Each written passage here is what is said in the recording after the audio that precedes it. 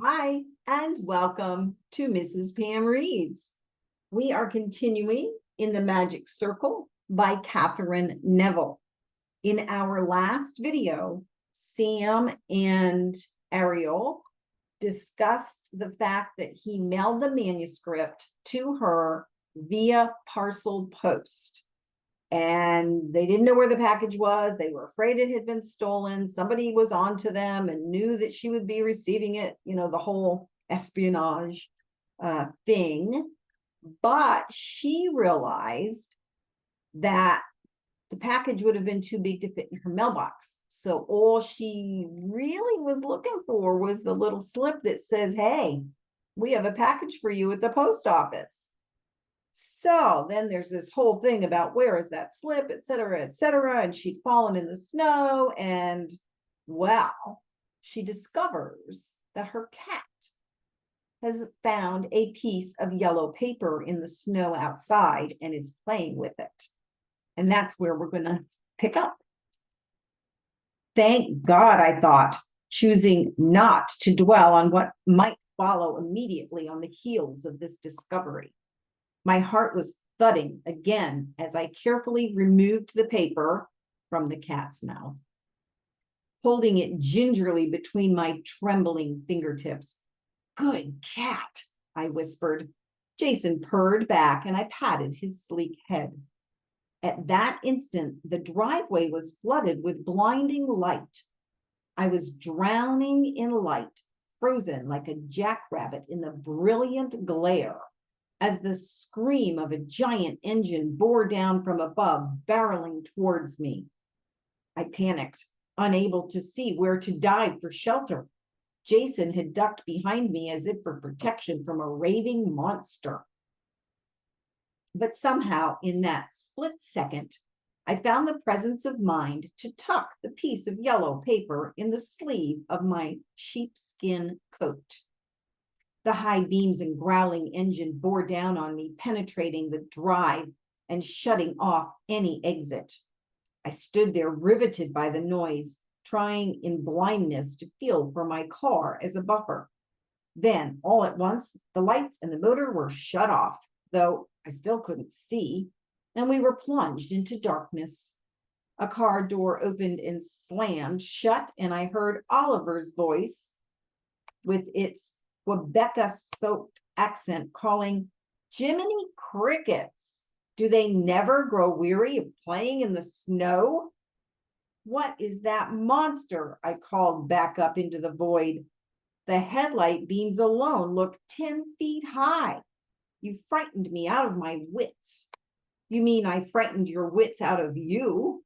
Oliver said as his voice moved toward me in the darkness. My crankcase oil froze before I left work. I guess the temperature had dropped more than I knew.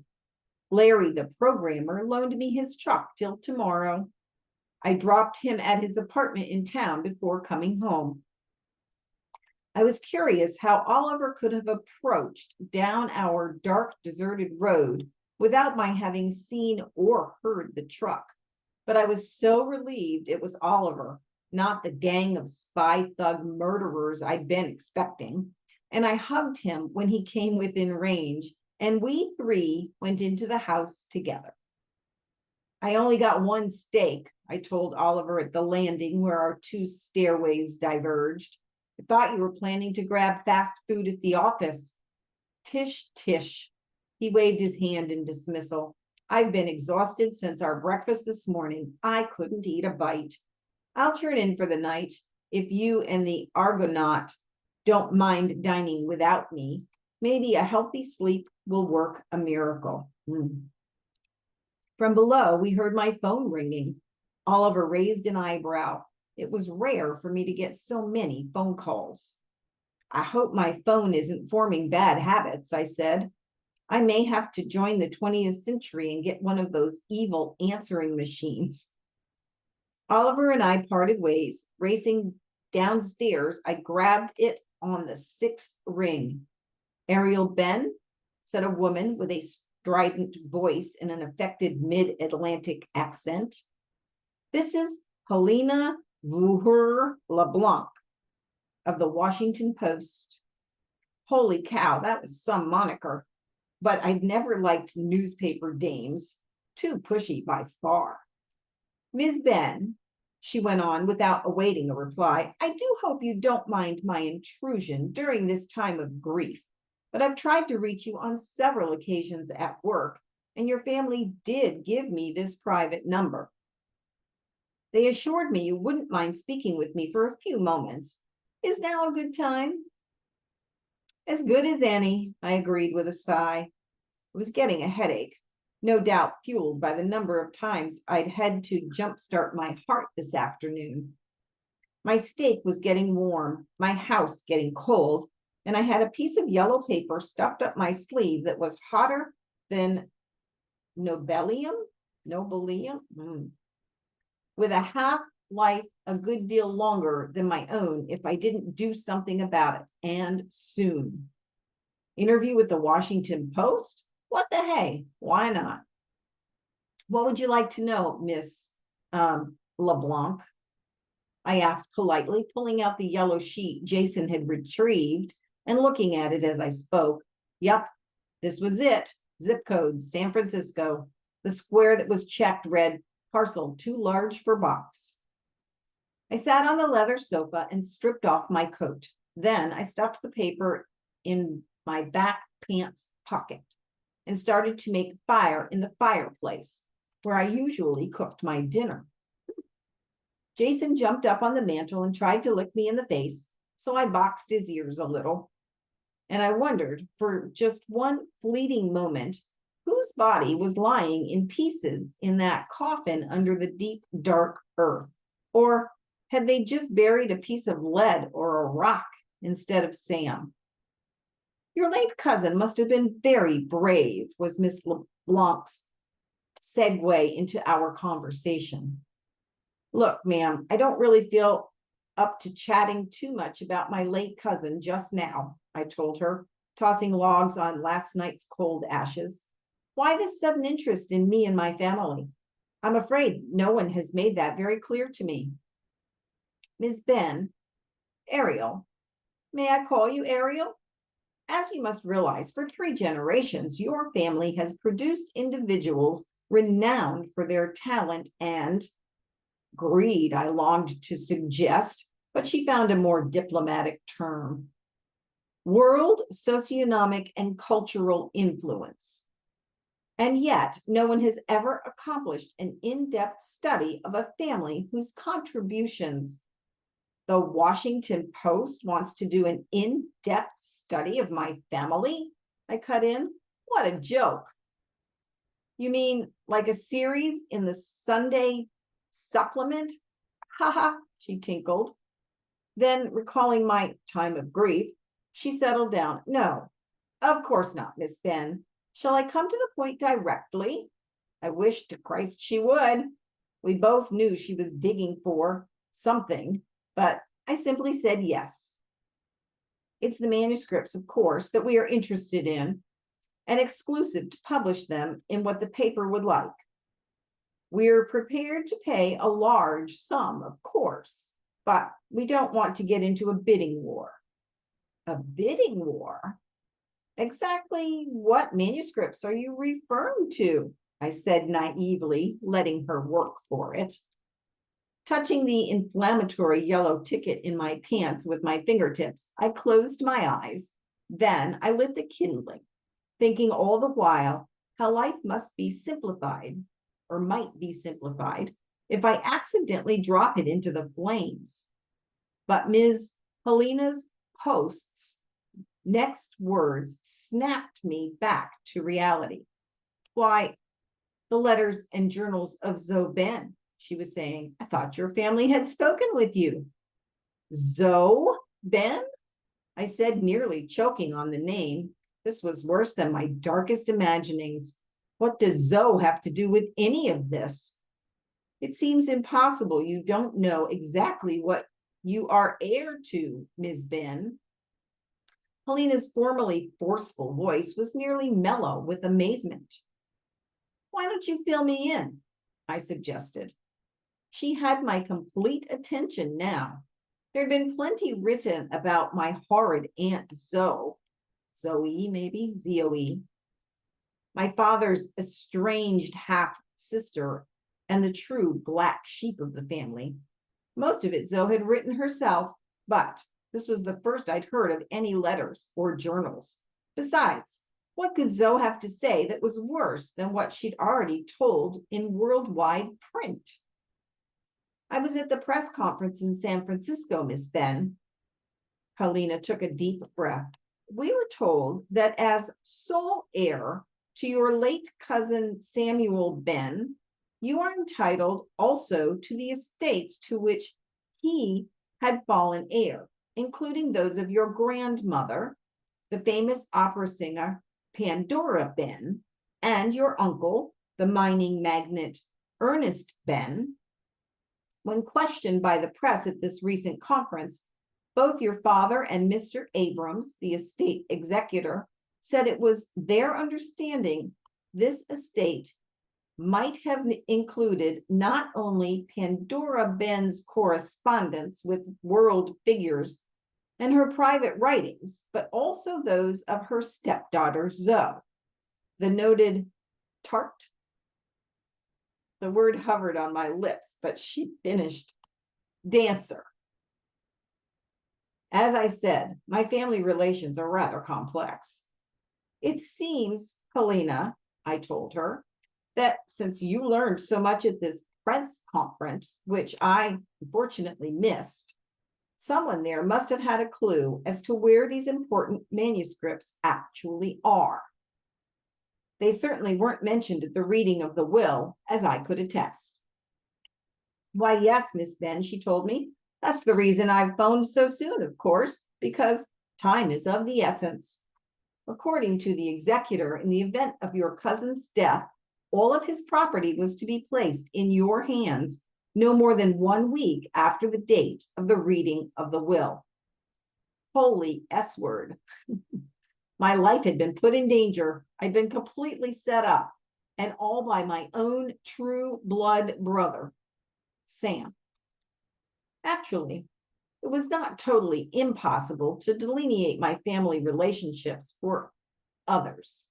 It was just a damned unpleasant experience. My grandfather, Hieronymus Ben, a Dutch immigrant to South Africa, married twice. First to Hermione, a wealthy Afrikaner widow who already had one young son, my uncle Lafcadio, whom grandfather Hieronymus adopted and gave the Ben name. Ooh, that's a mouthful of names. This marriage, of Hieronymus and Hermione produced 2 children, my uncle Ernest, who was born in South Africa, and my Aunt Zoe, born in Vienna, where the family moved just after the turn of the century. Therefore, these 2 children were half-siblings to my uncle Laf, since all 3 shared the same mother. When Hermione became ill in Vienna, and the children were still small, so the story goes, my grandfather, at Hermione's request, hired an attractive young student from the Wiener Music Conservatorium to serve as a sort of nanny or au pair to the younger children and to provide their music education. After Hermione's death, this young woman, Pandora, became in swift succession my grandfather's second wife, mother to my father, Augustus, and after deserting them both to run off with my uncle Laf, the most famous opera singer is in post-secession Vienna. To further tangle matters came the complex issue of my black sheep Aunt Zoe. Zoe, who supposedly been practically raised by Pandora and who had barely known her own sick and dying mother, much less her busy father, elected to run off with Laf and Pandora, thus creating in a single blow what later became known as the family schism. Zoe's subsequent life as Queen of the Night, the most successful demi-mondaine and camp follower of the great and famous since Lola Montez, would take some describing. Oh boy. What I now was dying to know, so to speak, was how much Uncle Laugh, a key actor in the family drama, knew about these manuscripts I'd inherited, whose they actually were, Pandora's or Zoe's, and what role they had played in the overall picture. Information I'd hoped I'd glean this weekend if I lived that long. It was clear that Sam, too, knew far more than he was able to communicate, but why some decades-old letters and diaries were still too hot to handle, or why my father had said they were all in code, which no one else had mentioned, or why Sam had faked his own death with the aid of the US government and set me up as the fall girl at a last will and testament blabbing press conference. All these remained to be seen. This last item still left me speechless with impotent rage. But for now, since I wouldn't be able to confront Sam, even by phone, until tomorrow afternoon at the no-name cowboy bar, I would have to figure out how to hedge my bets and stay alive. My first step was to ring off the phone with Helena, star investigative journalist for the Post, who told me a good deal more than I'd told her. I said I'd let her know first thing if I got the manuscripts. My next step, critical to the events in the days ahead, was to decide whether to let the parcel lie a bit longer in anonymity at the post office, leaving me with only this tiny claim check to conceal, or to pick up the package and try to figure out what to do with it until I could get it to Sam. He certainly deserved to have it returned with equal zeal, like a hot potato it actually was. Whatever the contents, and I was certain by now I didn't want to know, they'd probably have been better left buried. What a fool I'd been to ever believe I could escape my awful family by burying myself here, potato-like, in Idaho. That night, before bedtime, I lifted my woven, feathered dream catcher down from the place where it always hung, keeping away bad dreams, just above my bed. But I put it in a drawer instead. I thought if I had planted the idea in my psyche just before falling asleep, I might catch a dream that would place in my hand the thread I needed to guide me through the labyrinth nightmare that was swiftly becoming my life. Wow, that was a lot. Thank goodness that the reporter knew what she was talking about. All right, you guys. I hope you have a wonderful day, and I will see you next time.